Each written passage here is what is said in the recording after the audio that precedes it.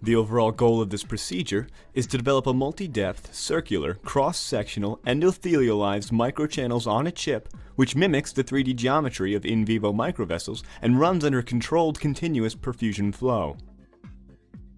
This is accomplished by first photolithographically fabricating a master mold with a semicircular cross-sectional microchannel network using positive reflowable photoresist. The second step is to use the master mold to replicate two polydimethylsiloxane microchannels, align them, and bond them to create a cylindrical microchannel network.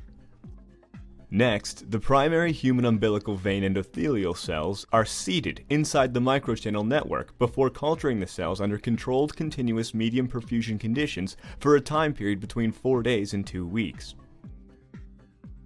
Ultimately, a confluent cell monolayer, indicated by membrane staining and nuclei staining under the microscopes, is developed along the inner surface of the microchannel network.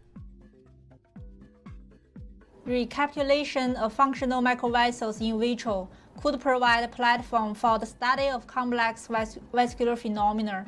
However, conventional in vitro microvessel assays such as endothelial cell migration assays, endothelial tube formation assays, and rat and mouse aortic ring assays are limited to recreate the in vitro microvessels with respect to three-dimensional geometry and continuous flow control.